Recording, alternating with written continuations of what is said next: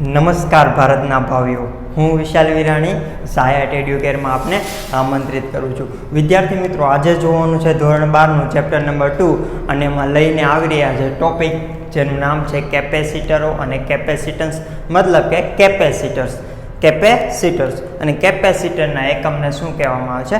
Capacitance કહેવામાં આવે છે. ઓકે, આપણે આ ચેપ્ટરનો પાર્ટ 2 મતલબ કે સ્થિત વિદ્યુત સ્થિતિમાન છે તે વ્યવસ્થિત કમ્પ્લીટ કરેલો છે. હવે આવવાનું છે કેપેસિટન્સ ઉપર. કે સૌ પ્રથમ તો કેપેસિટર વસ્તુ છે શું? જોયેલું છે, નામ સાંભળેલું છે કેપેસિટર? યસ સર, અમે નામ તો સાંભળેલું છે, ઘણીવાર સાંભળેલું હોય કે ફેન છે આપણો સીલિંગ ફેન, એ સીલિંગ ફેનમાં એમ કહે છે કે કેપેસિટર છે તે ખરાબ થઈ ગયું છે, માર્કેટમાંથી નવું કેપેસિટર લઈ આવો અને પંખામાં જોડું. હે ને, કે કેપેસિટર બગડી ગયું છે એટલે પંખો છે તે બંધ થઈ ગયો છે, તો પંખાને ચાલુ કરવા માટે આપણે શું કરીએ છીએ? માર્કેટમાંથી નવું કેપેસિટર લાવીએ છીએ અને એ નવું કેપેસિટર છે તે પંખા સાથે કનેક્ટ કરીએ તો પંખો છે પાછો જેમ હોય તેમ ચાલુ થઈ જાય છે. તો સવાલ એ થાય કે સાહેબ, આ જે સીલિંગ ફેન છે તેમાં કેપેસિટર શા માટે ઉપયોગ કરવામાં આવે છે? ઓકે ને, આપણે સૌપ્રથમ શું જોઈએ છે કે કેપેસિટર છે તે ભણવાનું છે, પરંતુ શા માટે ભણવાનું છે?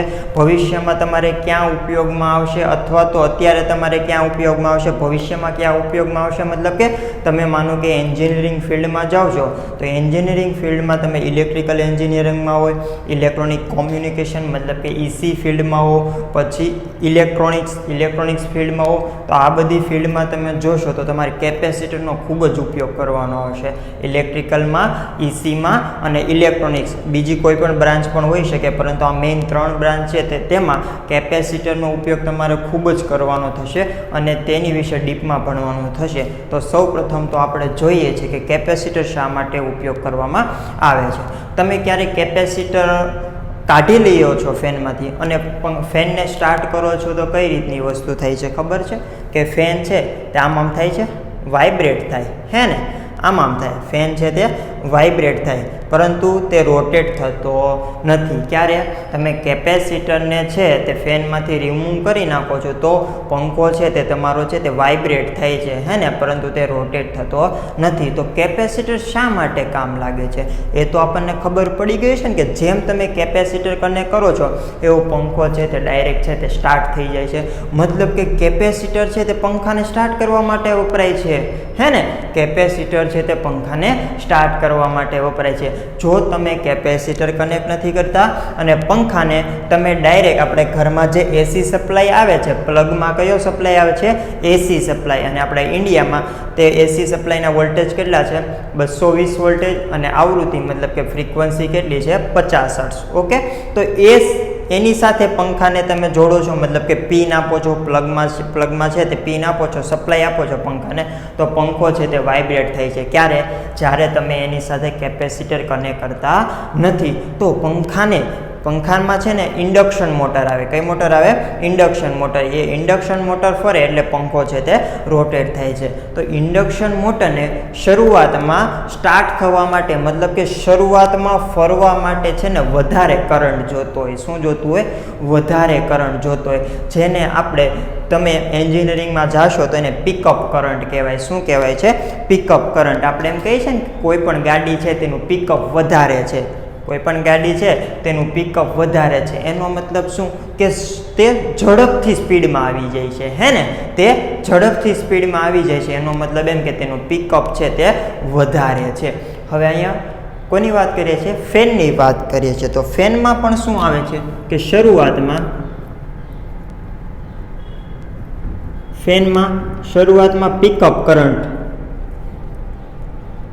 પિકઅપ કરંટ છે તે કેવો હોય છે? વધુ હોય છે. મતલબ કે શરૂઆતમાં જે વધારે કરંટ જોતો હોય, કરંટનું મૂલ્ય છે તે તમને વધુ દેવું પડે. હવે તમે ફેનને કેપેસિટર કાઢીને અહીંયા લગાવો છો આપણા એસી સપ્લાય સાથે, તો એનો જે કરંટ આવે ને તે આ પિકઅપ કરંટ જેટલો નહીં હોય, ઓછો હશે. મતલબ કે પંખાને શરૂ થવા માટે જેટલો કરંટ જરૂરી છે ને એટલો કરંટ આપણા એસી સપ્લાય દ્વારા છે તે મળતો નથી. સમજાય છે? પંખાને શરૂ થવા માટે જે ઓછામાં ઓછો કરંટ મતલબ કે વિદ્યુત પ્રવાહ જરૂરી છે તે વિદ્યુત પ્રવાહ આપણા એસી સપ્લાય દ્વારા છે તે મળતો નથી. યસ, પરંતુ પંખાને તો છે શરૂઆતમાં છે તે વધારે કરંટ જોવે છે, વધારે વિદ્યુત પ્રવાહ જોવે છે. તો આપણે શું કરીએ છીએ કે એની સાથે આ પિકઅપ કરંટ વધારવા માટે શું જોઈન્ટ કરીએ છીએ? કેપેસિટર જોઈન્ટ કરીએ છીએ. રેડી? તો કેપેસિટન્સ શું કરશે કે તેને વધારે કરંટ આપશે, પંખાને વધારે કરંટ આપશે. અને કરંટ કેટલો હશે કે પિકઅપ કરંટ જેટલો કે કેપેસિટર છે તે પંખાને વધારે કરંટ આપે છે, તો આપણો કરંટ છે તે પંખાના પિકઅપ કરંટ સુધી પહોંચી ગયો છે. યસ, તો હવે પંખાને જેટલો કરંટ જોતો હતો એટલો કરંટ છે તે પંખાને મળી ગયો છે. કોણ આપે છે? કેપેસિટર આપે છે. યસ, અને ક્યારે આપે છે? કે જ્યારે શરૂ થતો હોય ત્યારે. રેડી? તો કેપેસિટર છે તે ફેનને શરૂઆત કરવા માટે શું આપે છે? પિકઅપ કરંટ આપે છે. હે ને? કે એસી સપ્લાયથી છે તે પંખો ચાલુ થતો નહોતો, એને કરંટ છે પંખાને ઓછો પડતો તો આપણે કેપેસિટર જોઈન્ટ કરીએ છીએ તો કેપેસિટર છે તે પંખાને થોડોક વધારે કરંટ આપશે અને એને શું કહેવામાં છે? પિકઅપ કરંટ આવે છે. ને એ ક્યારે આપે છે? જુઓ તો વિદ્યાર્થી મિત્રો, અહીંયા મેં એક શબ્દ લીધેલો છે કે શરૂઆતમાં મતલબ કે જ્યારે ફેન ચાલુ થતો હોય ત્યારે કેપેસિટર છે ને જ્યારે ફેન ચાલુ થતો હોય ને ત્યારે જ તેને ઓપરેટ થતું હશે. કેપેસિટર છે તે ફેનને ચાલુ કરવા માટે, કે ફેન છે તે વાઇબ્રેટ થતો હતો કેપેસિટર વગર. જેવું તમે કેપેસિટર કનેક્ટ કરો છો તો તે ફેન છે તે રોટેટ થવા લાગે છે. યસ, અને હવે જેવું ફેન રોટેટ થવા લાગે છે તો કેપેસિટર છે તે ઓટોમેટિક એમાંથી ડિસ્કનેક્ટ થઈ જશે. પછી તો જે પંખો છે ને તે આપણા એસી સપ્લાયના કરંટ સાથે ચાલી શકે છે.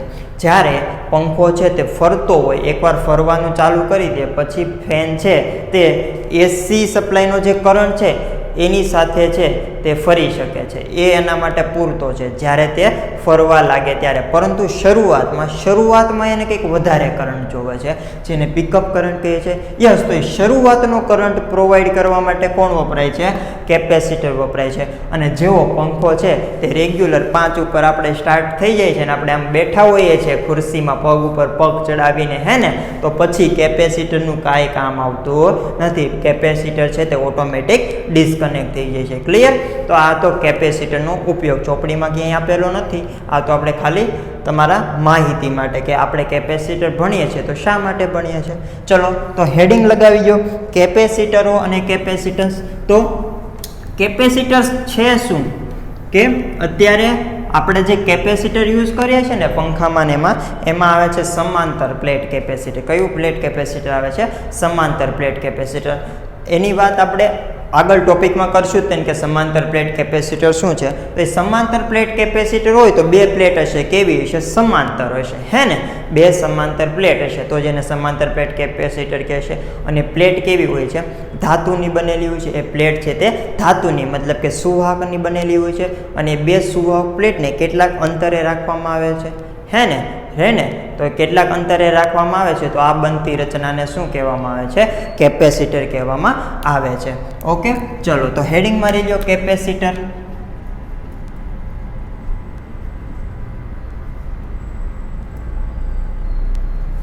તો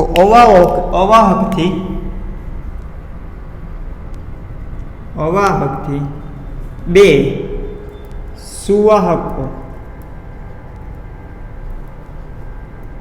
સુવાહક પ્લેટોની અલગ કરેલી રચનાને કેપેસિટર કહે છે. શું હશે કે થોડું ઘણું આપણે સમાંતર પ્લેટ કેપેસિટર વિશે પણ માહિતી આપતા જશું અને સમાંતર પ્લેટ કેપેસિટર છે તેનું મૂલ્ય કેટલું આવે એ તો આપણે એ ટોપિકમાં જ જોઈશું. ઓકે, કઈ રીતની છે કે બે સુવાહક પ્લેટ આપેલી છે તો લઈ લઈએ કે આ છે તે એક પ્લેટ છે અને આ છે તે બીજી પ્લેટ છે. ઓકે, ચલો આ બંને પ્લેટ કેવી છે? સુવાહક છે. યસ, તો આ બે સુવાહક પ્લેટને કોનાથી અલગ કરેલું છે? અવાહકથી. અહીંયા તમારું જે કોઈ પણ વચ્ચે માધ્યમ છે તે માધ્યમ કેવું હશે? અવાહક માધ્યમ. અવાહક માધ્યમ. તો કેપેસિટરની બે પ્લેટને આપણે અવાહક માધ્યમથી છૂટી પાડેલી છે, અલગ કરેલી છે. તો આ જે રચના થઈ એ રચનાને શું કહેવાય છે? કેપેસિટર કહેવાય છે. અહીંયા કહાની પતી નથી. બીજી વસ્તુ એ આવશે કે ધારો કે કેપેસિટર પહેલી પ્લેટ પર વિદ્યુત ભાર છે તે Q1 છે અને બીજી પ્લેટ પર વિદ્યુત ભાર છે તે Q2 છે. અને સેમ એવી જ રીતે પહેલી પ્લેટ પર વિદ્યુત સ્થિતિમાન મતલબ કે વોલ્ટેજ.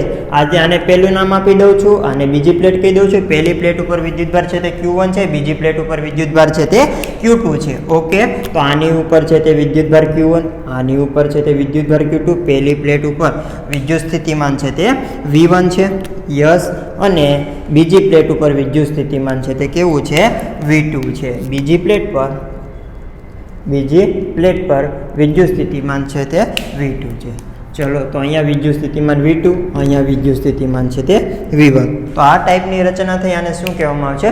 કેપેસિટર કહેવામાં આવે છે. પરંતુ ખાસ એ વાત યાદ રાખજો કે અહીંયા જે Q1 અને Q2 લીધેલા છે ને, તો બંનેના મૂલ્ય કેવા હશે? સરખા હશે અને વિજાતીય વિદ્યુતભાર ધરાવતા.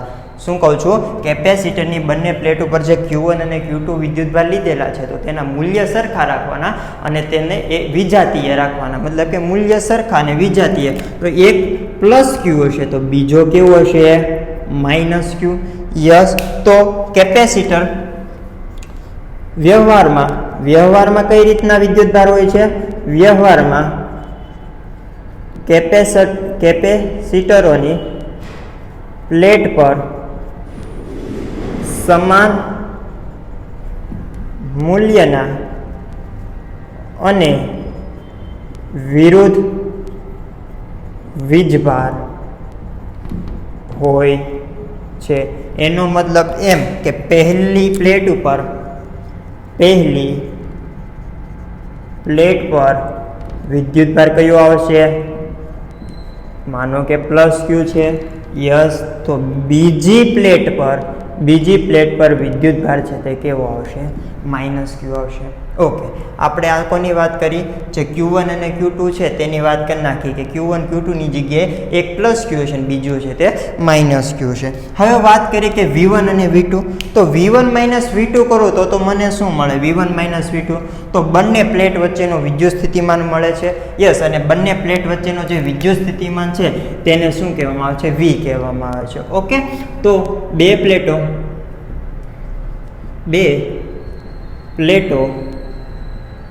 વચ્ચેના વિદ્યુત સ્થિતિમાનનો તફાવત કેટલો આવશે? V બરાબર V1 માઇનસ V2. ક્લિયર? ચલો આવી ગયા. ઓકે, અને વિદ્યાર્થી મિત્રો ખાસ યાદ રાખજો, આ જે કેપેસિટર ટોપિક છે તે JEE નીટ માટે ખૂબ જ ઇમ્પોર્ટન્ટ છે. આપણે આ ટોપિકને છે તે નીચવી નાખવાનો છે. હું તમને બધા જ પ્રકારના દાખલા ગણાવીશ. મતલબ કે કેપેસિટર રિલેટેડ અલગ કોન્સેપ્ટના બધા જ પ્રકારના દાખલા ગણાવીશ. પરંતુ એની માટે આપણે છે 5 થી 6 7 ગમે તેટલા લેક્ચર થશે તો એ બધા જ લેક્ચર છે તે આપણે કરવા પડશે. ક્લિયર? પરંતુ હું જે કહું છું એ હું તમને કરીને બતાવીશ કે કેપેસિટરના બધા જ કોન્સેપ્ટ છે તે હું તમને કવર કરાવીને બતાવીશ. કારણ કે કેપેસિટર છે તે JEE નીટ માટે ખૂબ જ ઇમ્પોર્ટન્ટ છે. ખૂબ એટલે ખૂબ જ ઇમ્પોર્ટન્ટ છે. તો અહીંયા તો આપણે ખાલી બેઝિક જ વાત કરીએ છીએ, પછી JEE નીટ છે તે આગળ લાવશું. ચલો, તો બે પ્લેટો વચ્ચેના વિદ્યુત સ્થિતિમાનના તફાવતને શું કહેવામાં આવે છે? V1 minus VQ. અને વિદ્યાર્થી મિત્રો, કેપેસિટરનો જે વિદ્યુતભાર છે ને તેને Q કહેવામાં આવે છે. કેપેસિટરનો વિદ્યુતભાર છે ને તેને Q કહેવામાં આવે છે. સાહેબ, તમે ક્યુ વિદ્યુતભાર તો એમ કીધું છે કે પહેલી પ્લેટ પરનો વિદ્યુતભાર છે અને માઇનસ ક્યુ વિદ્યુતભાર છે તે બીજી પ્લેટ પરનો વિદ્યુતભાર છે. તો કેપેસિટરનો વિદ્યુતભાર તમે ક્યુ કેમ લખેલો છે? ક્યુ તો છે તે એક પ્લેટ પરનો વિદ્યુતભાર છે, પરંતુ યાદ રાખો કે કેપેસિટરનો વિદ્યુતભાર તમને કહે તો કયો લેવાનો? એક પ્લેટ પરનો છે તે વિદ્યુતભાર લેવાનો. હકીકતમાં કેપેસિટરનો વિદ્યુતભાર કયો ગણે છે? એક પ્લેટ પરનો જે વિદ્યુતભાર છે ને તે જ ગણે છે. પરંતુ આપણે જોઈએ તો આપણને એમ લાગે કેપેસિટર પરનો કુલ વિદ્યુતભાર કેટલો આવશે? પ્લસ ક્યુ અને માઇનસ ક્યુનો સરવાળો તો 0 થશે. પરંતુ જોવાથી શું લાગે છે કે કેપેસિટર પરનો કુલ વિદ્યુતભાર કેટલો આવશે? પ્લસ ક્યુ અને માઇનસ ક્યુ, તો કુલ વિદ્યુતભાર છે તે 0 થશે. યસ, તો તમે કયો લેશો? કેપેસિટર પરનો વિદ્યુતભાર કયો લેશો? પ્લસ ક્યુ અને માઇનસ ક્યુનો સરવાળો એટલે કે 0 લેશો કે કેપેસિટર પરનો વિદ્યુતભાર છે તે ક્યુ લેશો? ખાસ યાદ રાખજો કે કેપેસિટર પરનો વિદ્યુતભાર છે તે કયો લેવાનો છે? ક્યુ લેવાનો છે. અને બે પ્લેટો વચ્ચેના વિદ્યુત સ્થિતિમાનનો તફાવત તમારે V લેવાનો છે. ઓકે, તો આ બે સમીકરણ તમારે યાદ રાખવાના છે. કોની માટે? કેપેસિટર માટે. સમજાઈ ગયું? ઓકે, તો અહીંયા કેપેસિટરની આપણે થોડી ઘણી વાત કરેલી છે. હવે ઘણીવાર એમ થાય કે કેપેસિટર છે તે ડિસ્ચાર્જ થઈ જાય છે ને, કે છે ને કે કેપેસિટર છે તે ખરાબ થઈ ગયું મતલબ કે તે ડિસ્ચાર્જ થઈ ગયું હોય કે જેની એની બે પ્લેટ વચ્ચે આપણે જે વિદ્યુત સ્થિતિમાન V1 અને V2 હતા ને, કે અહીંયા એની બે પ્લેટ ઉપર વિદ્યુત સ્થિતિમાન છે તે V1 અને V2 હતા, મતલબ કે ત્યાં કંઈક વિદ્યુત સ્થિતિમાનનો તફાવત આવતો હતો. યસ, તે વિદ્યુત સ્થિતિમાનનો તફાવત આવતો હતો. મતલબ કે કેપેસિટર છે તેનું કંઈક વિદ્યુત સ્થિતિમાન છે. કેપેસિટર શું કામ વપરાય છે? કે વિદ્યુતને સ્ટોર કરવા માટે, વિદ્યુતનો સંગ્રહ કરવા માટે, જે નાનકડી એમથી વિદ્યુત છે તે સ્ટોર કરી શકે છે. બેટરી છે તો એ પણ શું કરે છે કે વિદ્યુતનો સંગ્રહ કરે છે, પરંતુ બેટરી, ડીસી બેટરીની વાત કરું છું, ડીસી બેટરી છે તે વિદ્યુતનો સંગ્રહ કરે છે, પરંતુ તે મોટા પ્રમાણમાં સંગ્રહ કરે છે. અને કેપેસિટર છે તે પણ વિદ્યુતનો સંગ્રહ કરે છે, પરંતુ તે છે તે નાના જથ્થામાં છે, તેના વોલ્ટેજ કેવા હોય છે? નાના હોય છે. તે નાના જથ્થામાં વિદ્યુતનો સંગ્રહ કરે છે. ઓકે, તો કેપેસિટર છે તે વિદ્યુતનો સંગ્રહ કરે તો કેપેસિટરની બે પ્લેટ વચ્ચે કંઈક વિદ્યુત સ્થિતિમાનનો તફાવત હોવો જોઈએ, V1 માઇનસ V2. યસ, એને જ શું કહીએ છીએ? V1 માઇનસ V2 ને જ V કહીએ છીએ. અને V શું છે? વિદ્યુત સ્થિતિમાનનો તફાવત કોની વચ્ચે? બે પ્લેટો વચ્ચે. યસ, તો આ V છે તેને જ શું કહેવામાં આવે છે? કેપેસિટરનો વોલ્ટેજ. યાદ રાખજો કેપેસિટર પરનો વિદ્યુતભાર છે તેને Q લેશું અને કેપેસિટર પરનો વોલ્ટેજ છે તો મતલબ કે V, હે ને? અને V શું છે? V1 minus V2. યસ, તો હવે જો તમારું કેપેસિટર છે તે કામ કરતું નથી, કેપેસિટર છે તે ખરાબ થઈ ગયું છે, એનો મતલબ એમ કે અહીંયા તમે જે બે પ્લેટ વાપરેલી હતી ને, એ બે પ્લેટ પરના જે વિદ્યુત સ્થિતિમાન છે તે સરખા થઈ જાય છે. અહીંયા પણ વોલ્ટેજ V અને અહીંયા પણ વોલ્ટેજ V. બંને પ્લેટ પરના વિદ્યુત સ્થિતિમાન છે તે કેવા થઈ જાય છે? સરખા થઈ જાય છે. ઓકે, સરખા થઈ જાય તો V1 માઇનસ V2 મતલબ કે V માઇનસ V તો 0. તો કેપેસિટરના બે પ્લેટો વચ્ચેના વિદ્યુત સ્થિતિમાનનો તફાવત, વોલ્ટેજ છે તે 0 આવે છે. એનો મતલબ એમ કે કેપેસિટર પરનો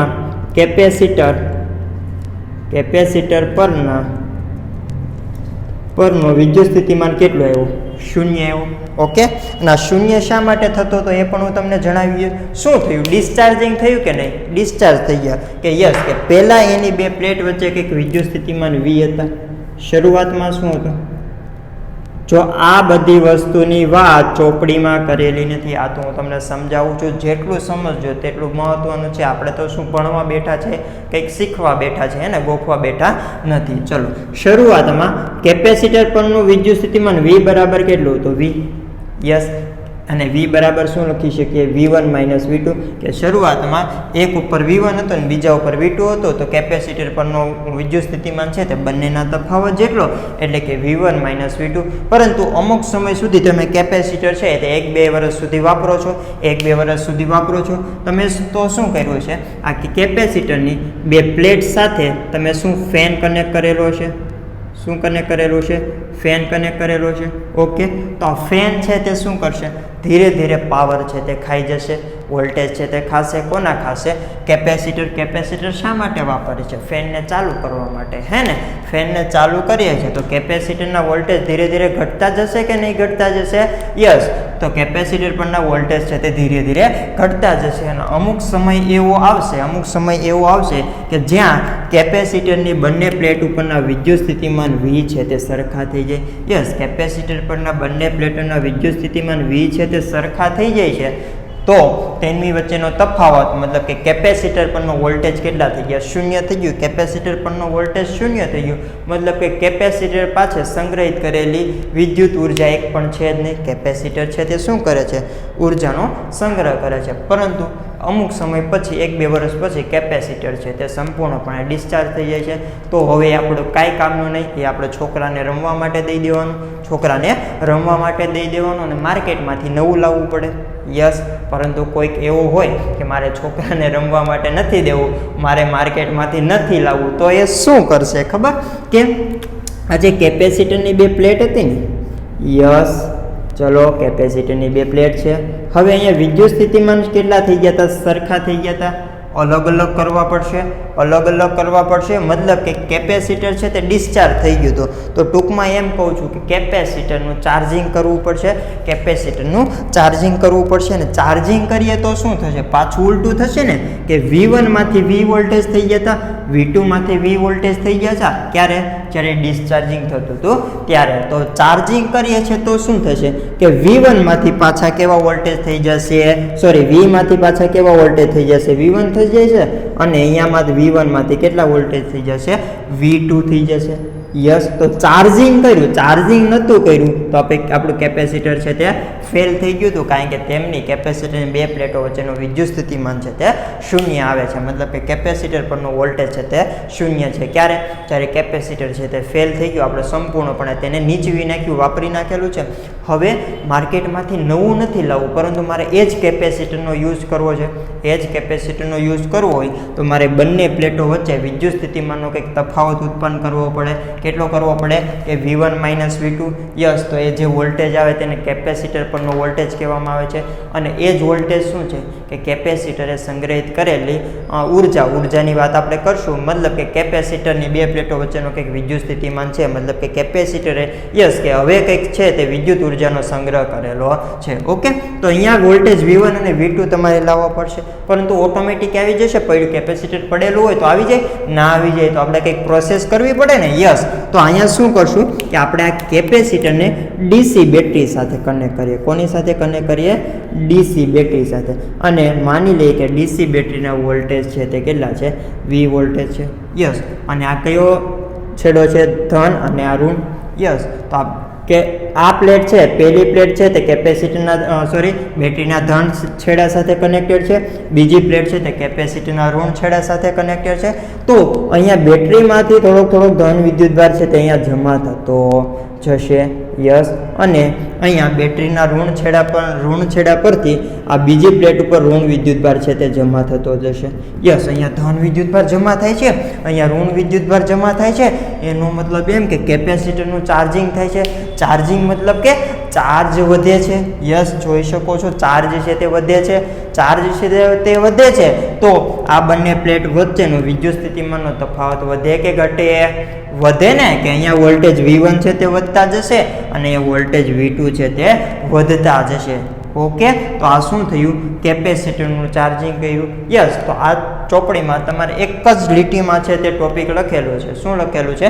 કે કેપેસિટરને ચાર્જિંગ કરવા માટે આપણે બેટરીના 2 ટર્મિનલ સાથે જોડવામાં આવે છે. આટલું જ લખેલું છે, પરંતુ આપણે ઘણું બધું સમજાવેલું છે. ઓકે, તો શું કર્યું છે કે બેટરીના 2 ટર્મિનલ અથવા તો છેડા પણ કહી શકીએ કે 2 છેડા કયા છે? પ્લસ અને માઇનસ. બેટરીના 2 છેડા સાથે કેપેસિટરને જોડવાથી કેપેસિટરનું ચાર્જિંગ કરવામાં આવે છે. ક્લિયર? જો તમે આની સાથે બેટરી કનેક્ટ કરેલો છો તો આનું ચાર્જિંગ થાય છે. અને ડિસ્ચાર્જ કરવું હોય તો સાહેબ બેટરી કાઢી લો, પંખો લગાવી લો, પંખો લગાડી દઈએ છે તો શું થશે? પંખો છે આની પાસેથી પાવર વાપરશે તો ડિસ્ચાર્જ થશે.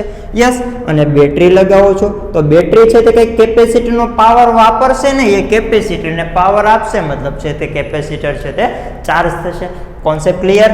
ઓકે, ચલો તો આપણે કેપેસિટરની વાત કરી, થોડી ચાર્જિંગની વાત કરી. હવે ઈ ચલે છે, ક્યુની વાત કરવાની છે. ઈ શું છે? વિદ્યુત ક્ષેત્ર. કોનું વિદ્યુત ક્ષેત્ર સાહેબ? કે અહીંયા જે પ્લેટ રાખેલી છે ને એ પ્લેટ વચ્ચેનું વિદ્યુત ક્ષેત્ર. કોનું વિદ્યુત ક્ષેત્ર? એ પ્લેટની વચ્ચેનું વિદ્યુત ક્ષેત્ર. આપણે આ વાત કરેલી છે કે જ્યારે ચેપ્ટર નંબર 1 માં અનંત લંબાઈનું સમતલ આપેલું હોય અને તે વિદ્યુત ભારિત કરેલું હોય, અનંત લંબાઈનું સમતલ આપેલું હોય, એ લેક્ચર તમે જોઈ શકો છો કે અનંત લંબાઈનું સમતલ આપેલું હોય, આ બે સમતલ છે. ઓકે, અને એ તે વિદ્યુત ભારિત કરેલા છે. યસ, પ્લસ ક્યુ અને માઇનસ ક્યુ. યસ, તો તેમાં પણ હતું કે એક એક્ઝામ્પલ ગણાવ્યું હતું કે બે સમતલને જે વિરુદ્ધ વિદ્યુતભાર ધરાવતા હોય તેવા બે સમતલને વિદ્યુત ભારિત કરવામાં આવે અને તેને પાસે મૂકવામાં આવે તો તેની બહારના બિંદુ, મતલબ કે એ અને સી, તે શું થશે? બંને પ્લેટની બહારના બિંદુ. તો અહીંયા વિદ્યુત ક્ષેત્ર છે તે કેટલું આવશે? E બરાબર 0. અને અહીંયા પણ વિદ્યુત ક્ષેત્ર EC બરાબર 0. ઓકે, પરંતુ વચ્ચે કેપેસિટરની વચ્ચેના ભાગમાં, મતલબ કે બી બિંદુએ, તો ત્યાં EB બિંદુએ વિદ્યુત ક્ષેત્રનું મૂલ્ય છે તે શૂન્ય થતું નથી. અને અહીંયા વિદ્યુત ક્ષેત્રનું જે મૂલ્ય છે ને તે વિદ્યુત ભારના સમપ્રમાણમાં હોય છે. આ વસ્તુની વાત આપણે સમાંતર પ્લેટ કેપેસિટરમાં વ્યવસ્થિત રીતે કરશું. અહીંયા ખાલી હું તમને થોડું ઘણું સમજાવી દઉં કે અહીંયા EA છે તે શૂન્ય થશે અને અહીંયા EC છે તે શૂન્ય થશે. તો શા માટે થશે? અને અહીંયા શૂન્ય થતું નથી તો શા માટે નથી થતું? ચલો, અહીંયા કેવી પ્લેટ આપેલી છે? ધન વિદ્યુત ભારિત પ્લેટ. આ છે તે ઋણ વિદ્યુત ભારિત પ્લેટ. ઓકે, તો આ ધન વિદ્યુત ભારિત પ્લેટને લીધે એ બિંદુએ વિદ્યુત ક્ષેત્રની દિશા, મને ખાલી કહો શું કહું છું? વિદ્યુત ક્ષેત્રની દિશા. તો ધન વિદ્યુત ભારને લીધે એ બિંદુએ વિદ્યુત ક્ષેત્રની દિશા છે તે આ દિશામાં, કારણ કે ધન વિદ્યુત ભાર માટે બહાર તરફ આવતી હોય. ઓકે, આ પ્લેટ છે તે પહેલું નામ છે, આ છે તે બીજું. તો આ શું કહી દઉં? E1, કારણ કે પહેલા પ્લેટના લીધે એ બિંદુએ વિદ્યુત ક્ષેત્રની દિશા છે તે ધન વિદ્યુત ભાર છે તે બહારની તરફ. ઓકે, આ ઋણ વિદ્યુત ભારિત પ્લેટના લીધે એ બિંદુએ વિદ્યુત ક્ષેત્રની દિશા ઋણ વિદ્યુત ભારિત છે. યસ, તો એના લીધે વિદ્યુત ક્ષેત્રની દિશા છે તે તેના તરફ જતી હોય તેવી, તો E2. ઓકે, ચલો પછી અહીંયા સી બિંદુએ ધન વિદ્યુત ભારિત પ્લેટના લીધે બહાર જતી હોય એવી, તો આને આપણે E1 કહીશું. યસ, પહેલી પ્લેટના લીધે. બીજા પ્લેટના લીધે બીજી પ્લેટ છે તે ઋણ વિદ્યુત ભારિત છે તો ઋણ માટે અંદર જતી હોય તેવું. યસ, જેને આપણે E2 કહીશું. યસ, હવે ચલો બી બિંદુ માટે વાત કરીએ તો આ છે તે ઋણ વિદ્યુત ભારિત પ્લેટ છે, આ છે તે ધન છે. તો ધન વિદ્યુત ભારિત પ્લેટના લીધે બી બિંદુએ વિદ્યુત ક્ષેત્રની દિશા જોઈએ તો ધન માટે બહાર તરફ આવતી હોય તેવી, તો આપણે E1 કહીશું. યસ, હવે ઋણ વિદ્યુત ભારિત પ્લેટના લીધે બી બિંદુએ વિદ્યુત ક્ષેત્રની દિશા તો ક્યાં આવશે? બહાર અંદર જતી હોય તેવી, E2. યસ, તમે જોઈ શકો છો કે એ બિંદુ પાસે વિદ્યુત ક્ષેત્ર E1 અને E2 છે તે કેવા છે? વિરુદ્ધ દિશાના છે.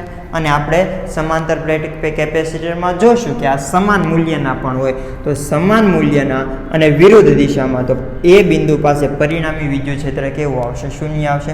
એવી જ રીતે સી બિંદુએ તમે જોવો છો તો વિદ્યુત ક્ષેત્ર E1 અને E2 છે તે એકબીજાથી પરસ્પર વિરુદ્ધ દિશામાં, અને ત્યાં પણ E1 અને E2 છે તે સમાન મૂલ્યના હશે. તો સમાન મૂલ્યના અને પરસ્પર વિરુદ્ધ દિશામાં તો સી બિંદુએ પણ વિદ્યુત ક્ષેત્ર કેટલું આવે છે? શૂન્ય આવે છે. પરંતુ અંદરના ભાગમાં તમે જોઈ શકો છો E1 અને E2 છે તે એક જ દિશામાં છે, એક જ દિશામાં હોવાથી અહીંયા વિદ્યુત ક્ષેત્ર છે તે શૂન્ય થશે નહીં. અને તમે જોઈ શકો છો વિદ્યુત ક્ષેત્ર છે તે પ્લસથી માઇનસ. તો તમે જોઈ શકો છો કેપેસિટરની બે પ્લેટ વચ્ચે વિદ્યુત ક્ષેત્ર છે તે શું થઈ જાય છે? બંધિત થઈ જાય છે. કે એની બે પ્લેટ વચ્ચે છે ને વિદ્યુત ક્ષેત્ર છે તે બંધ થયેલું છે કે એની બહાર શૂન્ય, આની બહાર શૂન્ય, એની વચ્ચે જ છે જે વિદ્યુત ક્ષેત્ર છે તે એની વચ્ચે જ છે. યસ, તો કેપેસિટરની બે પ્લેટ વચ્ચે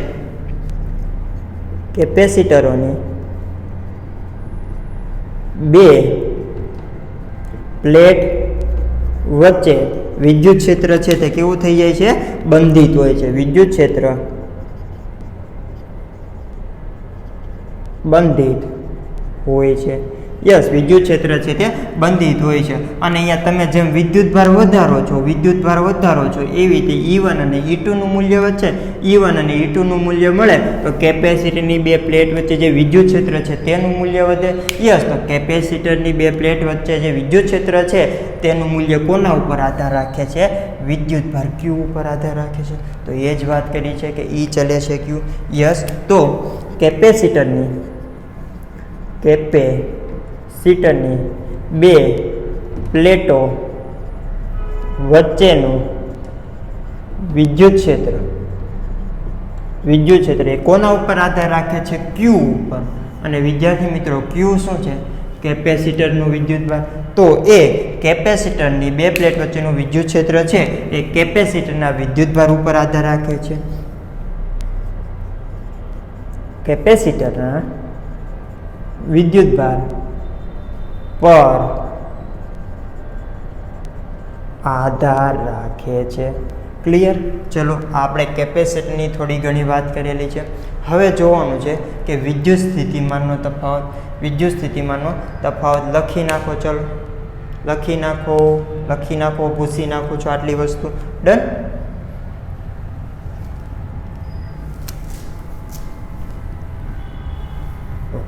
વિદ્યુત સ્થિતિમાનનો તફાવત આપણે શું કીધું છે? V1 માઇનસ V2, જેને V કહીએ છીએ. અને V શું છે? વિદ્યુત સ્થિતિમાનનો તફાવત કોની વચ્ચે? વિદ્યુત સ્થિતિમાનનો તફાવત બે પ્લેટ વચ્ચે છે V1 માઇનસ V2. અને જેને V કહીએ છીએ અને V શું છે? કેપેસિટર પરનો વોલ્ટેજ છે. તો આપણે આમાં વાત કરીએ કે વિદ્યુત સ્થિતિમાનનો તફાવત.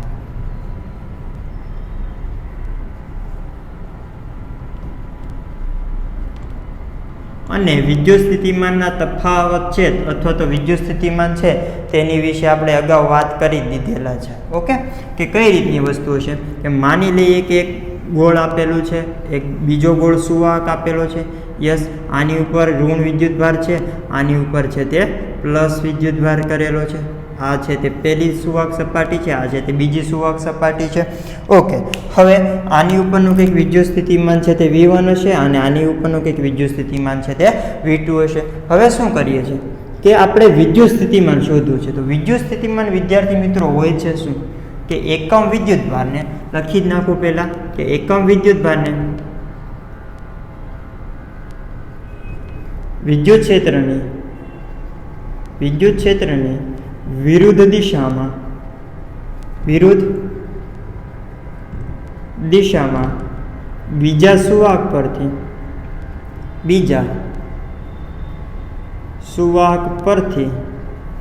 પહેલા સુવાહક પર લઈ જવા માટે કરવું પડતું કાર્ય. ઓકે, ચલો, હું એમ કહું કે એક અહીંયા કોઈ Q વિદ્યુતભાર આપણે આપીએ, ત્રીજો આપણે કોઈ પણ બીજે અલગ વિદ્યુતભાર બહારથી લાવીએ છીએ અને આ Q વિદ્યુતભાર છે તે અહીંયા બીજી સપાટી ઉપર છે. હવે આ Q વિદ્યુતભારને મારે અહીંયા લાવવો છે તો ઓટોમેટિક આવી જશે? ઓટોમેટિક આવશે નહીં. શા માટે? કારણ કે અહીંયા ધન વિદ્યુતભારી છે અને અહીંયા ઋણ વિદ્યુતભાર છે. તો આ ધન અને ઋણ, તો આ બંનેના વચ્ચે એક વિદ્યુત ક્ષેત્ર છે તે હશે. યસ, તે આપણે વાત કરેલી હતી. કયું વિદ્યુત ક્ષેત્ર હતું? જે બંધિત વિદ્યુત ક્ષેત્ર હતું. બંધિત વિદ્યુત ક્ષેત્ર કે બે પ્લેટ વચ્ચે વિદ્યુત ક્ષેત્ર છે તે બંધાયેલું છે. તો અહીંયા ધન વિદ્યુતભાર છે તેને આપણે આ બાજુ લાવવો છે. એ બાજુ આવશે નહીં આવે, કારણ કે અહીંયા ઓલરેડી ધન વિદ્યુતભાર છે, આ પણ ધન વિદ્યુતભાર છે. તો આપણે એને કાંઈ કાર્ય નથી કરતા, તો આ ધન વિદ્યુતભાર છે તે પહેલી પ્લેટ ઉપર આવશે નહીં. શા માટે? કારણ કે આ પહેલી પ્લેટ પરના ધન વિદ્યુતભાર અને આને છે ને પરીક્ષણ વિદ્યુતભાર કહેવાય છે. શું કહેવામાં આવે છે? કે પરીક્ષણ વિદ્યુતભાર. યસ, તો પરીક્ષણ વિદ્યુતભાર અને પહેલી પ્લેટ પરનો જે વિદ્યુતભાર છે તેની વચ્ચે શું લાગે છે? અપાકર્ષણ બળ લાગે છે. તો આ પહેલી પ્લેટ પરનો વિદ્યુતભાર છે તે આ પરીક્ષણ વિદ્યુતભારને ધક્કો મારશે. શું મારશે? ધક્કો મારશે. તો આ પ્લસ Q વિદ્યુતભાર છે તે આમ જશે. હે ને આપણે શું કરવું છે, બીજી પ્લેટ પરથી પહેલી પ્લેટ ઉપર લાવવું છે. યસ, કે બીજા સુવાહક પરથી પહેલા સુવાહક પર લઈ જતા તો ઓટોમેટિક આવશે નહીં, તો આપણે કંઈક કાર્ય કરવું પડે છે. અને આ કાર્ય કેટલું હોય છે, W બરાબર Q into delta V. Q into delta V. Okay, તો આપણે શું શોધવું છે, શું વિદ્યુત સ્થિતિમાનનો તફાવત શોધવો છે. તો આપણે જોતો છે તે વિદ્યુત સ્થિતિમાનનો તફાવત જોતો છે. તો એમ કહું કે વિદ્યુત સ્થિતિમાનનો તફાવત બરાબર છે તે કાર્ય થશે. સાહેબ એમ કેમ ડાયરેક્ટ કહી શકો? યસ, કાર્ય ડેલ્ટા વી બરાબર W થશે, પરંતુ ક્યારે? જ્યારે Q બરાબર કેટલા હોય, 1 કુલમ. Q ની વેલ્યુ તમે 1 મૂકો છો, યસ, તો ડેલ્ટા વી બરાબર કાર્ય થશે. અને આ જે 1 કુલમ છે તેને કેવો વિદ્યુતભાર કહેવામાં આવે છે? એકમ વિદ્યુતભાર કહેવામાં આવે છે. ઓકે, તો ચલો હું કહી શકું કે એકમ વિદ્યુતભારને સુવાહકની એક પ્લેટ પર બીજી પ્લેટ પરથી બીજા સુવાહક પરથી પહેલા સુવાહક પર લઈ જવા માટે જે કાર્ય કરવું પડે છે એ કાર્ય શું છે? વિદ્યુત સ્થિતિમાનનો તફાવત ડેલ્ટા વી કહેવામાં આવે છે. યસ, જો એકમ વિદ્યુતભારને વિદ્યુત ક્ષેત્રની વિરુદ્ધ દિશામાં યસ, કેવો વિદ્યુતભાર લીધો છે? એકમ વિદ્યુતભાર લઈએ તો જ ડેલ્ટા વી બરાબર W થશે, તો જ વિદ્યુત સ્થિતિમાનનો તફાવત બરાબર કાર્ય થશે કે નહીં?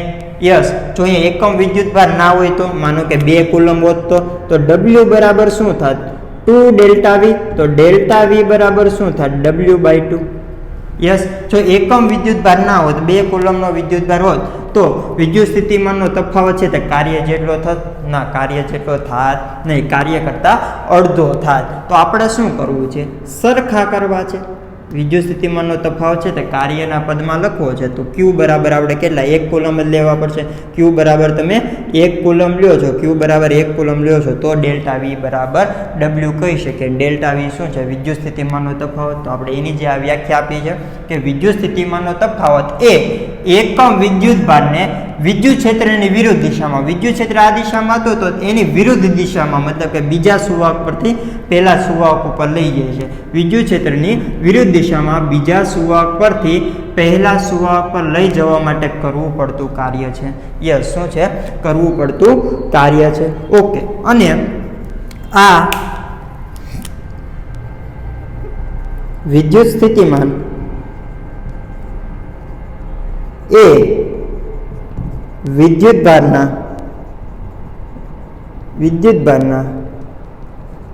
સમપ્રમાણમાં છે. શું કહેવા માંગે છે કે વિદ્યુત સ્થિતિમાન શું છે? ડેલ્ટા વી. ડેલ્ટા વી ને આપણે શું કહીએ છીએ? વી જ કહીએ છીએ. એ કેપેસિટર પરનું વિદ્યુત સ્થિતિમાન પણ કહી શકો, કેપેસિટરનું વિદ્યુત સ્થિતિમાન, અથવા તો કેપેસિટરની 2 પ્લેટ વચ્ચેના વિદ્યુત સ્થિતિમાનનો તફાવત પણ કહી શક્યો. કે આ જે વિદ્યુત સ્થિતિમાન છે ને, વિદ્યુત સ્થિતિમાન ડેલ્ટા વી એ Q ના સમપ્રમાણમાં છે. હું એમ કહું છું કે V ચલે છે Q. કેમ ખબર પડી છે? કે અહીંયા તમે વિદ્યુતભાર છે તે વધારે રેડો છો, તો એના લીધે વિદ્યુત સ્થિતિમાન વધારે ઉત્પન્ન થાય કે ના થાય ને? કેપેસિટરનું ચાર્જિંગ શું હતું? કે તમે કેપેસિટરની 2 પ્લેટ ઉપર વિદ્યુતભાર રેડો છો તો કેપેસિટરની 2 પ્લેટ છે તે ચાર્જ થાય છે. એનો મતલબ એમ કે અહીંયા વોલ્ટેજ છે તે ધીરે ધીરે વધે છે. યસ, તો V ચલે છે Q, કે વિદ્યુત સ્થિતિમાન એ વિદ્યુતભારના સમપ્રમાણમાં હોય છે. તો આપણે આમ લખી શકીએ કે V/Q બરાબર શું આવશે? અચળ. કે V/Q છે તે અચળ થશે. અને આ અચળાંકને શું કહેવામાં આવે છે? કેપેસિટન્સ કહેવામાં આવે છે. શું કહેવામાં આવે છે? કેપેસિટન્સ. વાત કરી હતી કે કેપેસિટરની વાત કરી નાખી, હવે કરીએ છીએ કેપેસિટન્સ. તો આને શું કહેવામાં આવે છે? કેપેસિટન્સ. અને તેને C વડે દર્શાવવામાં આવે છે. તો V/Q બરાબર C. ઓકે, સોરી, કે અહીંયા આપણે એમ લખી શકીએ કે Q/V બરાબર શું આવશે? અચળ. યસ, તો Q/V બરાબર અચળ છે તેને શું કહેવામાં આવે છે? કેપેસિટન્સ કહેવામાં આવે છે. તો Q/V બરાબર C. કેપેસિટન્સને C વડે દર્શાવવામાં આવે છે. તો શું સૂત્ર બની ગયું આપણે? Q બરાબર CV. આ સૂત્ર તો તમને ખબર હશે જ તેને. ઓકે, અને કેપેસિટન્સ શોધવાનું તો Q/V. ઓકે, તો Q શું હશે? Q ક્યુ શું છે કે કેપેસિટરનો વિદ્યુતભાર. કેપેસિટરનો વિદ્યુતભારને આપણે ક્યુ કહીએ છીએ. અને કોના જેટલો હોય કે કેપેસિટરની એક પ્લેટ ઉપરનો જે વિદ્યુતભાર છે એને જ શું કહીએ છીએ? કેપેસિટરનો વિદ્યુતભાર કહીએ છીએ. યસ. અને વી શું હશે? વી શું હશે? કેપેસિટરનું વિદ્યુત સ્થિતિમાન. અને કેટલું હશે? કેપેસિટરનું જે વિદ્યુત સ્થિતિમાન વી છે એને શું કહીએ છીએ? કેપેસિટરની બે પ્લેટો વચ્ચેના વિદ્યુત સ્થિતિમાનના તફાવત અને કેપેસિટરનું વિદ્યુત સ્થિતિમાન કહેવામાં આવે છે. ક્લિયર? ચલો લખી નાખજો. ભૂસી નાખું છું પહેલું. હવે તેના એકમની વાત કરીએ. કેપેસિટરનો એકમ છે તે વિદ્યાર્થી મિત્રો ફેરાડે છે, કારણ કે ફેરાડે આપેલું છે. કેપેસિટન્સની શોધ કોને કરી છે? ફેરાડે કરી છે. સાહેબ મેં નથી કરી, મારો વાંક ના આવવો જોઈએ, હે ને? ચલો કેપેસિટરનો એકમ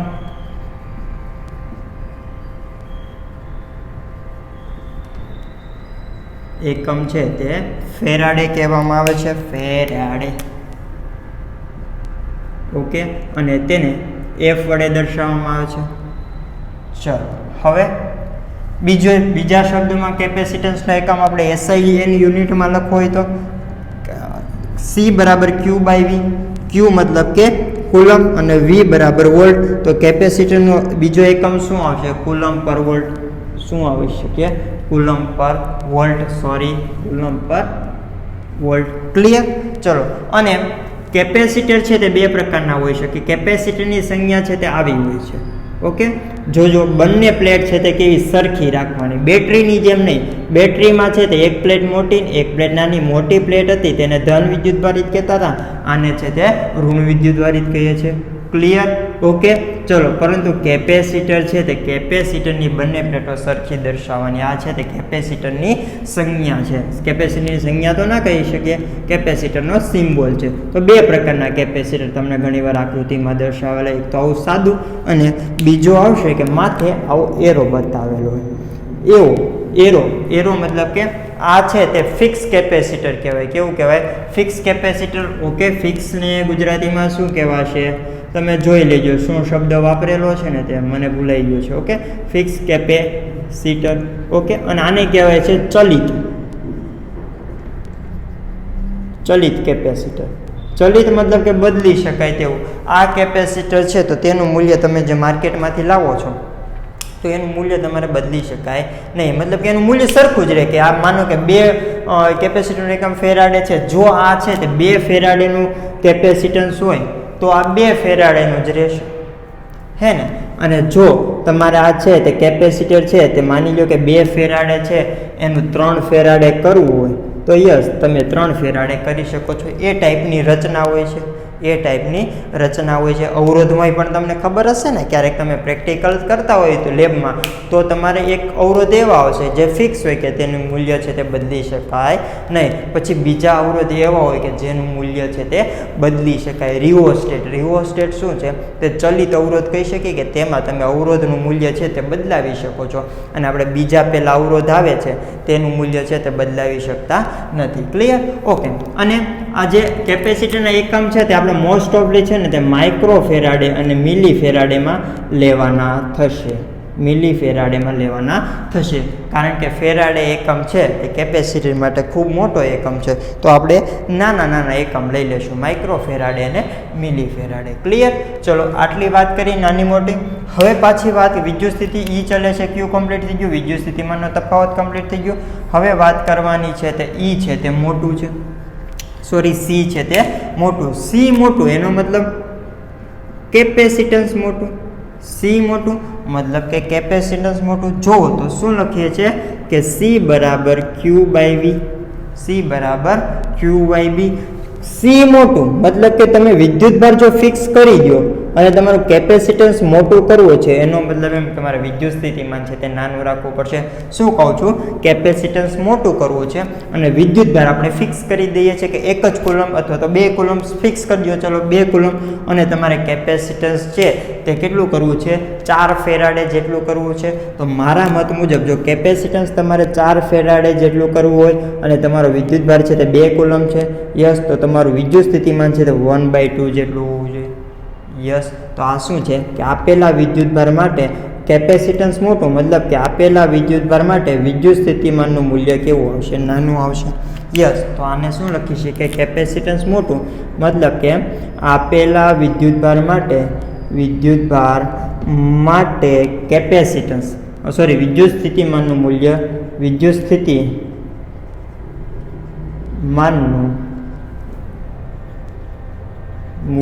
છે તે નાનું છે. ઓકે, આનો અર્થ સમજીએ. આ તો આપણે સેન્ટેન્સ લખી ગયા. હવે આપણે આનો અર્થ સમજીએ કે કેવા શું માગે છે. મજા આવે છે વિદ્યાર્થી મિત્રો કેપેસિટર સમજવાની? હજી તો આપણે આમાં ઘણી બધી ચર્ચા કરવાની છે. આ તો હજી સ્ટાર્ટિંગ થયું છે, હે ને, ટ્રેલર છે. ચલો, અર્થ કે એમ કે છે કે આપેલા વિદ્યુતભાર માટે વિદ્યુત સ્થિતિમાનનું મૂલ્ય છે તે નાનું છે. ઓકે, સી બરાબર આપણે લખેલા હતા કે 4 ફેરાડે. એનો મતલબ એમ કે મારે જો ક્યુ 2 માઇક્રોકુલમનો વિદ્યુતભાર છે તે કેપેસિટર ઉપર ભેગો કરવો હોય, વિદ્યુતભારિત કેપેસિટરને 2 માઇક્રોકુલમ સુધી વિદ્યુતભારિત કરવું હોય, હે ને, તો વિદ્યુત સ્થિતિમાન છે તે કેટલું હોવું જોઈએ? 1/2 વોલ્ટ હોવું જોઈએ. તો જ તેનું કેપેસિટન્સનું મૂલ્ય 4 ફેરાડે થશે. યસ, કોના મુજબ? કે સી બરાબર Q/V મુજબ. ઓકે, તો શું કરીએ છીએ કે કેપેસિટરને આપણે વિદ્યુતભારિત કરીએ છીએ કે કેપેસિટરને વધારે વિદ્યુતભારિત કરવા માટે આપણે શું કરવું પડશે? ઓછું વિદ્યુત સ્થિતિમાન વાપરવું પડશે. ક્યારે કે જ્યારે કેપેસિટન્સનું મૂલ્ય મોટું હોય ત્યારે. ના સમજાણું? ઓકે, ચલો 2 એક્ઝામ્પલ લઉં છું કે એક તો કેપેસિટન્સનું મૂલ્ય છે ને, એક તો કેટલું કરવું છે? 4 ફેરાડે કરવું છે ને બીજામાં કેપેસિટન્સનું મૂલ્ય છે તે 8 ફેરાડે કરવું છે. ઓકે, અને બંનેમાં ક્યુની વેલ્યુ હું સરખી રાખું છું કે આમાં ક્યુ બરાબર છે તે 2 કુલમ છે અને અહીંયા ક્યુ બરાબર છે તે 4 કુલમ છે. ઓકે, તો આના માટે તમારે વિદ્યુત સ્થિતિમાન કેટલું હોવું જોઈએ? જો કેપેસિટન્સ મોટું એનો મતલબ સમજીએ છે. અહીંયા કેપેસિટન્સ છે તે નાનું છે. કોની કમ્પેરિઝનમાં? આની કમ્પેરિઝનમાં આ કેપેસિટન્સ છે મોટું છે અને બંને ઉપર વિદ્યુતભાર કેટલો પ્રસ્થાપિત કરવો છે? 2 કુલમ જેટલો વિદ્યુતભાર છે તે પ્રસ્થાપિત કરવો છે. બંનેમાં કેટલો? 2 કુલમ જેટલો. ઓકે, તો અહીંયા V બરાબર કેટલા આવશે? V બરાબર શોધવો હોય તો V બરાબર Q/C. તો Q બરાબર 2 અને C બરાબર 4, તો 1/2 વોલ્ટ. ક્લિયર? આ તો વાત કરી હતી. હવે અહીંયા V બરાબર Q/C, Q બરાબર 2 અને C બરાબર 8, તો 1/4 વોલ્ટ. જુઓ તો અહીંયા કેપેસિટર છે તે કેવું છે? છોટું છે. અહીંયા કેપેસિટર છે તે કેવું છે? મોટું છે, હે ને? તો મોટા કેપેસિટરમાં બંને ઉપર વિદ્યુતભાર કેવો? સરખો પ્રસ્થાપિત કરવો છે 2 કુલમ. યસ, તો મોટા કેપેસિટરમાં વિદ્યુતભાર વિતરિત કરવા માટે વિદ્યુત સ્થિતિમાન છે તે કેટલું વપરાય છે? 1/4, જે 1/2 કરતાં કેવું છે? ઓછું છે. ધ્યાન રાખજો. સમજાવું છું તમને કે અહીંયા કેપેસિટન્સ છે તે આની કરતાં મોટું છે. મોટા કેપેસિટન્સની જ વાત કરીએ છીએ આપણે. એનો અર્થ સમજીએ છીએ કે મોટું કેપેસિટન્સ, એનો મતલબ શું? અહીંયા કેપેસિટન્સ છે તે નાનું છે, અહીંયા મોટું છે. બંનેમાં વિદ્યુતભાર કેવો? સરખો પ્રસ્થાપિત કરવો છે. તો મોટા કેપેસિટરમાં છે ને તે તમારે ઓછું વિદ્યુત સ્થિતિમાન આપવું પડશે અને નાના કેપેસિટરમાં છે એટલો જ વિદ્યુતભાર પ્રસ્થાપિત કરવા માટે વિદ્યુત સ્થિતિમાન કેવું આપવું પડશે? વધારે આપવું પડશે. યસ, તો આનો અર્થ છે કે કેપેસિટરને મોટા કેપેસિટરને કોને વાત કરશું? મોટા કેપેસિટરને આપેલા વિદ્યુતભાર સુધી વિદ્યુતભારિત કરવા માટે વિદ્યુત સ્થિતિમાન કેવું જરૂરી છે? વિદ્યુત સ્થિતિમાન ઓછું જરૂરી છે. વિદ્યુત સ્થિતિમાન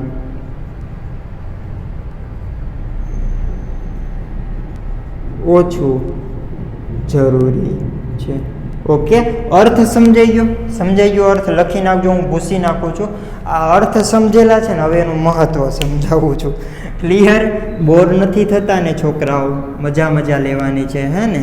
જિંદગીમાં જમાવટ હોવી જોઈએ, બાકી ઉપાધિ તો આખું ગામ કરે છે કે નહીં? યસ. ચલો, મહત્વ. કોનું મહત્વ? કે તમારું જે મોટું કેપેસિટર છે તો એનું મહત્વ, એનું અર્થ શું થઈ ગયો કે તમે આપેલો વિદ્યુતભાર છે ત્યાં સુધી તમારે વિદ્યુત ભારિત કરવું હોય તો તમારું વિદ્યુત સ્થિતિમાન છે તે ઓછું વાપરવું પડશે. સાહેબ, વિદ્યુત સ્થિતિમાન ઓછું વાપરીએ છીએ, શા માટે ઓછું વાપરીએ? વધારે વાપરીએ તો આપણું કેપેસિટન્સ છે તે નાનું થઈ જશે. યસ. અને મોટું કેપેસિટર બનાવીએ છીએ તો આપણે વિદ્યુત સ્થિતિમાન છે તે ઓછું વાપરવું પડશે. એનો એક ફાયદો છે, મેઇન ફાયદો છે. શું ફાયદો છે? ઓકે, કંઈ નહીં. ચલો, કે માની લઈએ કે અહીંયા કોઈ કેપેસિટરની બે પ્લેટ છે, આ પ્લસ ક્યુ વિદ્યુત ભારિત છે અને આ છે તે માઇનસ ક્યુ વિદ્યુત ભારિત છે. હવે આને વિદ્યુત ભારિત કરીએ છીએ ક્યાં? આપેલા વિદ્યુતભાર સુધી. જો અહીંયા વધારે વિદ્યુત સ્થિતિમાન આપવામાં આવે તો આ વિદ્યુત સ્થિતિમાનના લીધે શું થશે? વિદ્યુત ક્ષેત્ર છે તે ઉત્પન્ન થઈ શકે, વિદ્યુત ક્ષેત્ર ઉત્પન્ન થશે. વધારે વિદ્યુત સ્થિતિમાન આપો છો તો વિદ્યુત ક્ષેત્ર છે તે વધારે ઉત્પન્ન થાય છે. યસ. તો વિદ્યુત ક્ષેત્ર વધારે ઉત્પન્ન થાય તો અહીંયા વિદ્યુત ક્ષેત્ર વધારે ઉત્પન્ન થાય છે તો અહીંયા કયું માધ્યમ આવેલું છે? હવા આવેલું છે. યસ. અને બીજા પણ માધ્યમ આવી શકે છે, ડાઇલેક્ટ્રિક માધ્યમ. એ પણ જોશું, એ પણ ટોપિકમાં આવે છે કે ડાઇલેક્ટ્રિક માધ્યમની કેપેસિટર ઉપર શું અસર થશે. ઓકે, તો માની લો કે અહીંયા હવા છે, તમે વિદ્યુત સ્થિતિમાન જો નાનું ના હોય, મોટું હોય, વધારે હોય તો વિદ્યુત ક્ષેત્ર વધે છે. વિદ્યુત ક્ષેત્ર વધે છે તો શું થશે? અહીંયા હવા છે ને તે હવાનું આયનીકરણ થશે. શું થશે? આયનીકરણ વિદ્યાર્થી મિત્રો એટલે શું? કે આયનમાં રૂપાંતર થાય છે.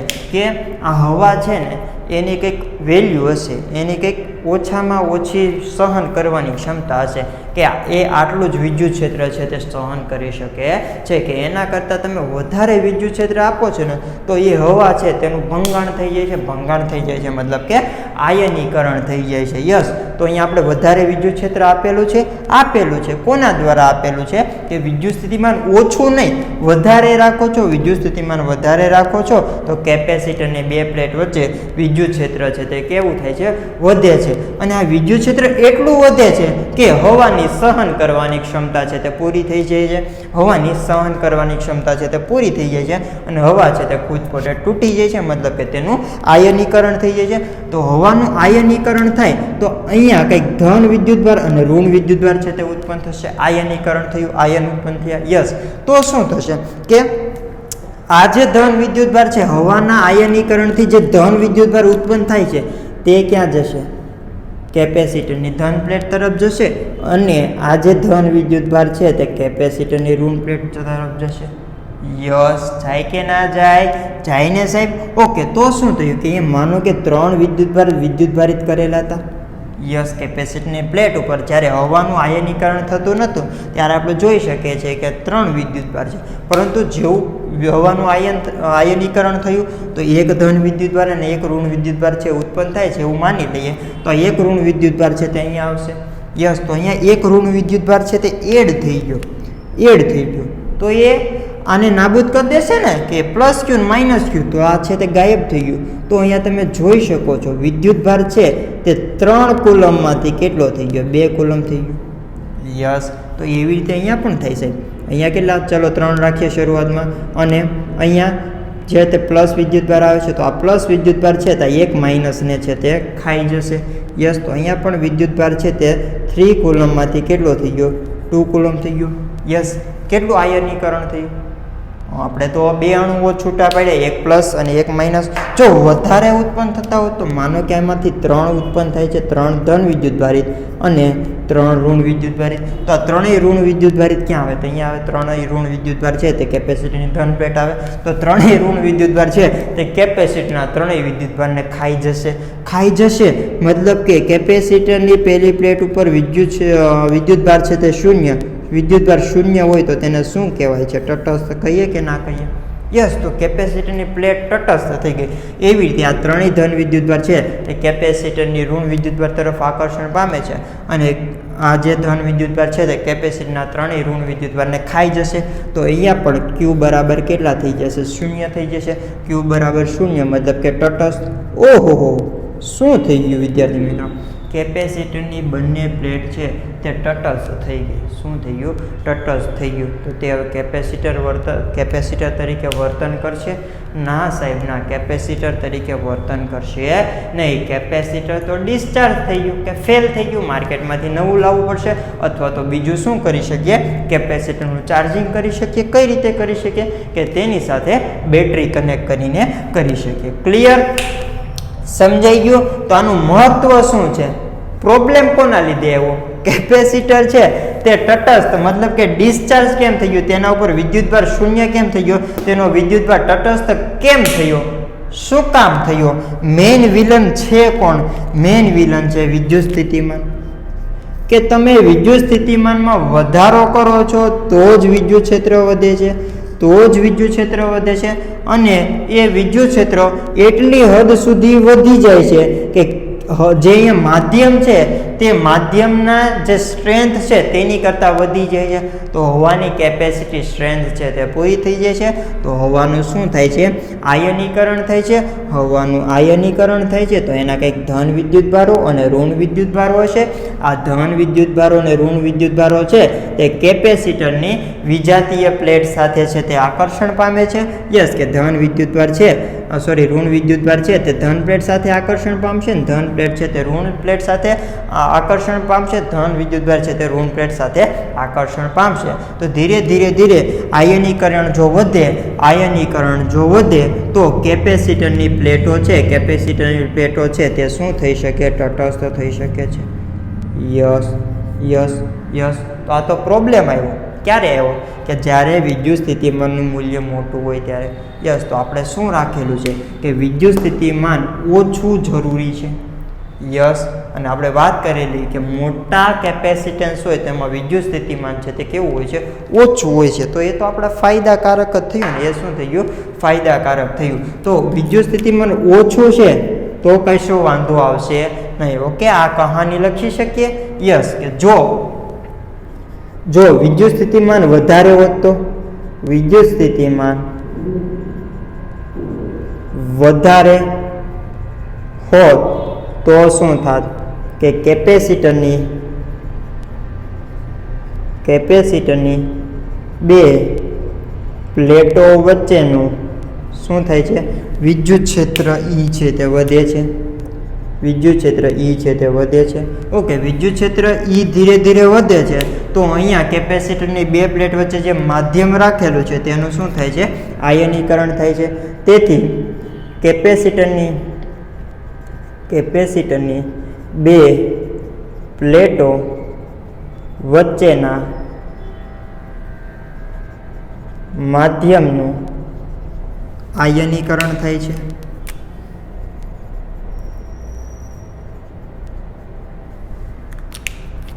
આયનીકરણ થાય છે મતલબ કે કોઈ પણ માધ્યમ છે તે ધન અને ઋણ વિદ્યુતભારમાં ડિવાઈડ થઈ જશે. તો આયનીકરણના વિદ્યુતભારો છે તે શું થશે?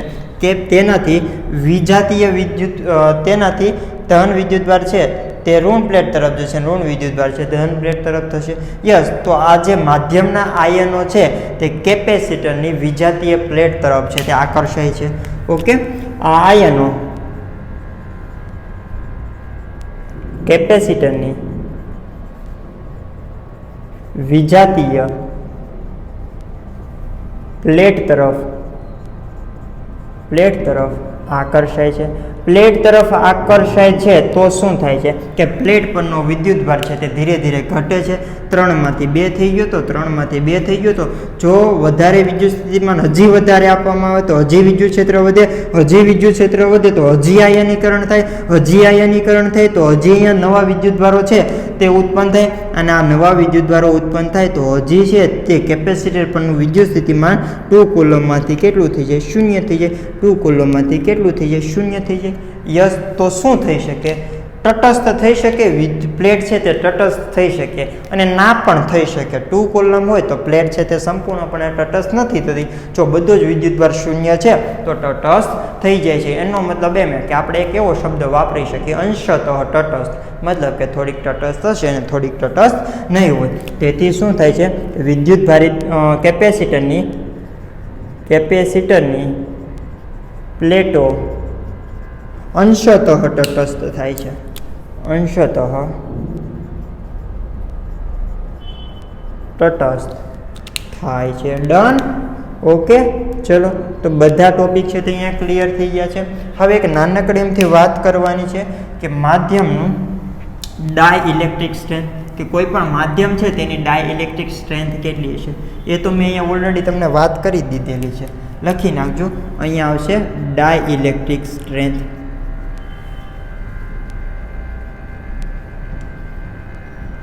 ડાયઇલેક્ટ્રિક એટલે શું ખબર વિદ્યાર્થી મિત્રો? આપણે વાત કરી નાખીએ અગાઉના લેક્ચરમાં. ડાયઇલેક્ટ્રિક એટલે અવાહક. અવાહક કોઈ પણ માધ્યમ હોય તેને શું કહેવામાં આવે છે? ડાયઇલેક્ટ્રિક પદાર્થ કહેવામાં આવે છે. તો એની સ્ટ્રેન્થ કેટલી? એની સ્ટ્રેન્થ કેટલી? સ્ટ્રેન્થ મતલબ કે સહન કરવાની ક્ષમતા. આપણે અહીંયા વાત કરીએ કે હવા છે તો હવા માટે હવા છે તો એની કંઈક છે તો ડાયઇલેક્ટ્રિક સ્ટ્રેન્થ હશે. યસ, ડાયઇલેક્ટ્રિક સ્ટ્રેન્થ શું છે કે અહીંયા તમે બહારથી આ જે વિદ્યુત ક્ષેત્ર જેમ વધારો છો, વિદ્યુત ક્ષેત્ર જેમ વધારો છો, યસ, તો હવા ઉપર અત્યારે કઈ અસર થતી નથી. મતલબ કે હવાનું આયનીકરણ થતું નથી. હવાનું આયનીકરણ થતું નથી. ક્યારે? તમે વિદ્યુત ક્ષેત્ર છે તે વધારો છો. ઓકે, પરંતુ હજી તમે વધારતા જાઓ છો. વધારે જેમ વિદ્યુત ક્ષેત્ર વધારો છો તો હવાની કંઈક ડાયઇલેક્ટ્રિક સ્ટ્રેન્થ હશે, એની કંઈક કેપેસિટી હશે કે તે છે તે અમુક હદ સુધી છે તે વિદ્યુત ક્ષેત્ર છે તે સહન કરી શકે છે. એના પછી તે વિદ્યુત ક્ષેત્ર છે તે સહન કરી શકશે નહીં. ઓકે, તો આના કંઈક ન્યૂનતમ મૂલ્ય હશે. કોનું ન્યૂનતમ મૂલ્ય? હવા અવાહક માધ્યમ છે કયું છે? ડાયઇલેક્ટ્રિક પદાર્થ છે તેનું કંઈક ન્યૂનતમ મૂલ્ય છે. શેનું ન્યૂનતમ મૂલ્ય? વિદ્યુત ક્ષેત્રનું.